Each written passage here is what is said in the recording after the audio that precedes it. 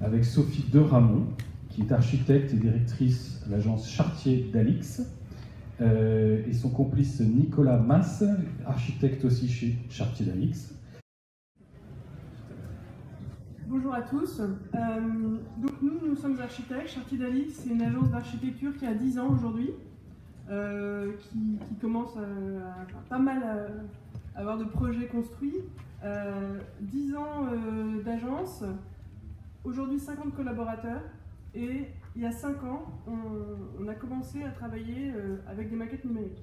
Avant, c'était la 2D, c'était aussi Rhino, un petit peu, pour modéliser.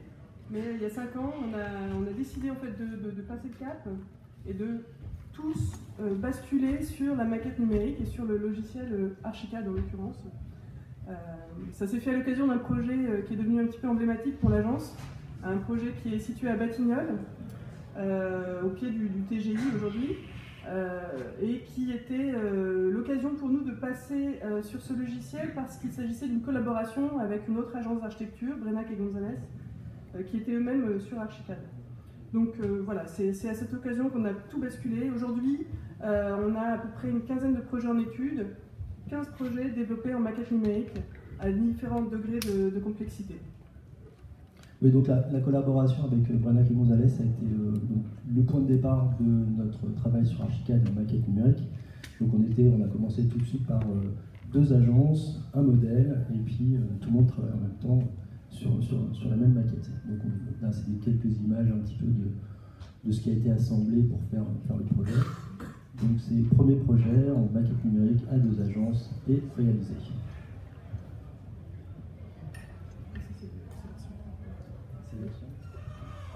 Donc aujourd'hui on est là pour vous parler de 2 opérations principalement. Le Touzé qui est Porte d'Asnières près du périphérique, qui est 65 000 m² de bureaux, qu'on développe avec AXA et Vinci en maître d'ouvrage.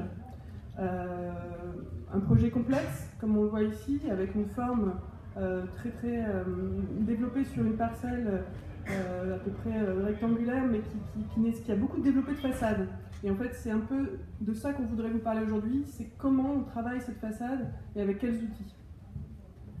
Donc il y a un grand développé de façade, et l'idée c'était de récupérer les expositions de ces façades qui sont quand même assez différentes, et de créer quelque chose avec ces variations.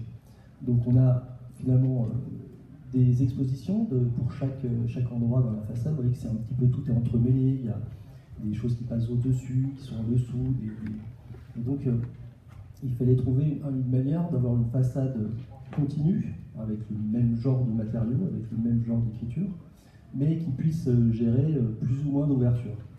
Donc évidemment, on a utilisé Grasshopper, comme tout le monde, et donc on a créé des progressions, on a récupéré ces expositions, on en a fait des scripts, et puis on a fait des variations de façade avec ces scripts.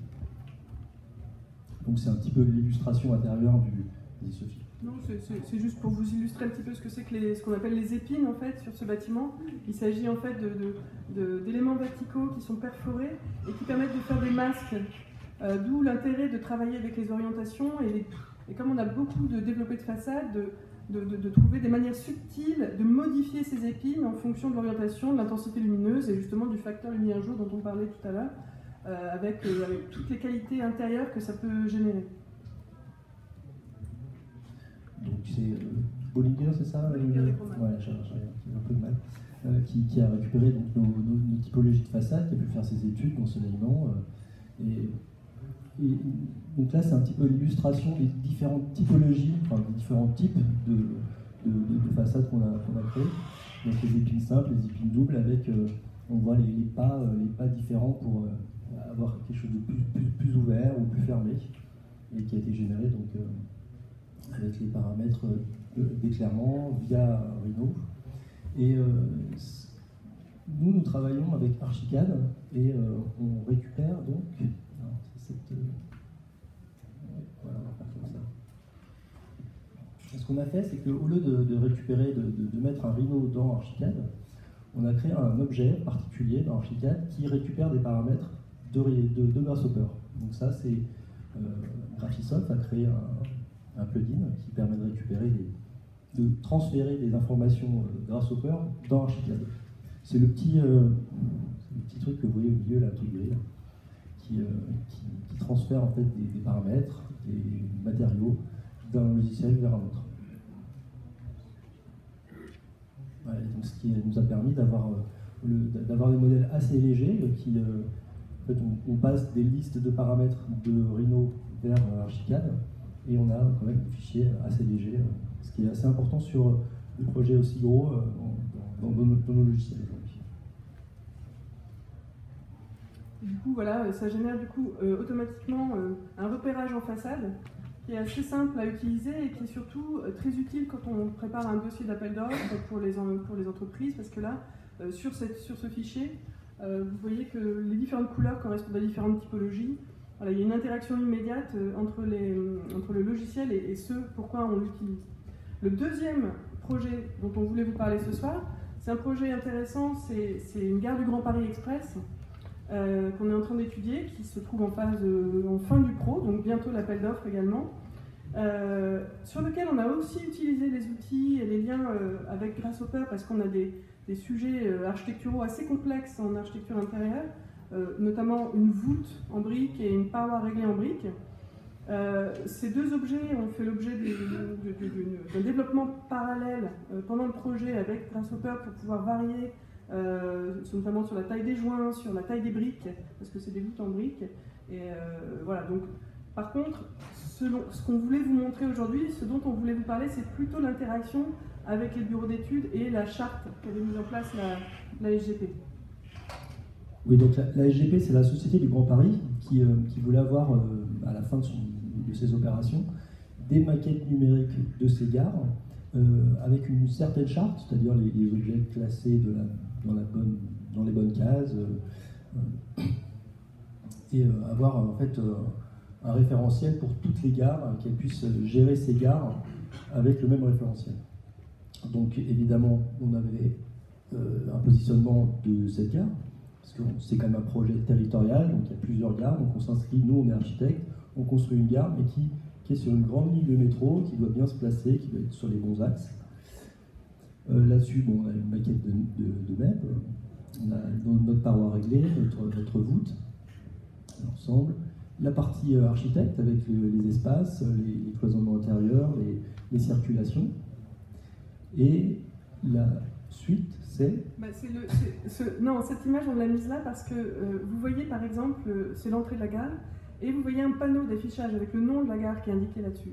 Et on a pris cet exemple-là pour vous donner un petit peu la vie d'un objet 3D dans un projet comme celui-là.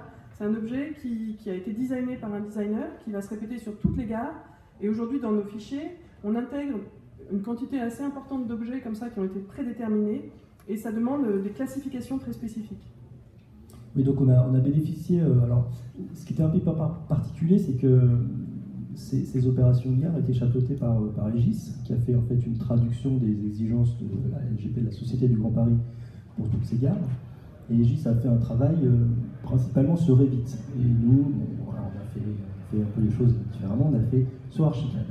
Et au début, on avait un petit peu peur d'être un peu mis de côté, tout ça, mais ce qui était intéressant, c'est que donc cet objet qu'on a vu au départ, hein, c'est la SGP qui le design, c'est elle qui dit que cet affichage aura cette taille, sera comme ça. Nous, on récupère cet objet qui a une forme, qui a des informations à l'intérieur, et qui est au milieu de milliers d'objets. Hein. Donc nous, on est en Archicad, on récupère un IFC, donc là c'est un peu le mot-clé, c'est on récupère un IFC avec ses informations, sa volumétrie, et on l'intègre dans notre maquette. Et on voit, bon là c'est un petit peu invitable peut-être, mais la SGP va retrouver ces petits avec c'est classé dans les bonnes cases, ça fait une bonne taille. Donc nous on prend des informations de la SGP, on les intègre dans notre maquette et ensuite quand on l'exporte pour la SGP, ils retrouvent leurs données et leur volumétrie. Oui, donc ça c'est aussi le travail qu'on a dû faire. Aegis donc, était plutôt sur une plateforme donc, Revit avec des conversions, des traducteurs, et nous on a dû en fait faire ce travail de notre côté parce qu'on était sur un autre logiciel, donc analyser les données de l'architecte, les mettre en forme pour qu'elles soient disponibles pour la SGP. Aujourd'hui, pour nous, le BIM dans l'agence, ces deux projets montrent bien un petit peu la complexité pour une agence d'organiser les choses autour de projets avec les maquettes numériques. Ça demande une certaine hygiène, ça demande un certain ascétisme, on aime bien ce terme parce que ça oblige à contrôler l'ensemble des personnes en leur disant il faut travailler de telle manière si on veut avoir un fichier propre avec toutes les données, avec toutes ces valeurs qu'on a au démarrage et qui doivent rester à la fin convertibles en IFC, etc. Donc ça demande vraiment un travail important en amont auprès des équipes pour expliquer la méthodologie, l'organisation et comment on va tous améliorer en fait les choses et aussi la création architecturale si on essaye de rentrer dans cette optique, une optimisation du dessin. Voilà, donc Nicolas, qui est notre BIM manager, a organisé pas mal les choses aussi récemment à l'agence autour de ça. Tu peux peut-être en dire un petit mot. Oui, donc il faut réussir à intéresser les gens, leur faire changer un petit peu leur méthode de travail. Ce qu'on a fait aussi, c'est qu'on a créé un site internet en interne, un intranet, et puis on collecte un petit peu les informations sur comment travailler avec un gros projet, comment travailler avec des IFC. Donc, on a une espèce de base de données, de connaissances comme ça qu'on essaye de faire grossir pour que les collaborateurs ensuite bénéficient un petit peu des expériences de chacun. Donc, il y a quand même une culture à avoir. Les architectes sont un petit peu sensibilisés. Bon, BIM, on entend dans beaucoup d'endroits, mais il faut aussi comprendre à quoi ça sert et puis ensuite avoir une culture quand même d'utilisation de la maquette numérique. Voilà, merci beaucoup. Merci, bravo. Gardez le micro, j'ai une petite question Pour poursuivre sur ce que vous disiez sur... Est-ce qu'on peut parler de formation dans une agence comme la vôtre ou est-ce que c'est de l'auto-formation de la part des collaborateurs qui souhaitent s'y mettre? Comment est-ce que c'est abordé? Alors, on fait quelques formations, quelquefois, oui, en effet, qui sont des formations classiques, mais on essaye de faire un petit peu plutôt des petites rencontres, des petits cafés, ou alors quelquefois des présentations. On fait grosso modo de manière mensuelle, on présente des projets, et on introduit de temps en temps des petites présentations sur ces thématiques justement. Voilà, donc ça fait passer un peu la pilule un peu plus facilement que de faire une demi-journée de formation. Il y a une sensibilisation, puis ensuite, les informations se passent. D'accord, merci beaucoup, c'est très clair. Merci pour votre présentation.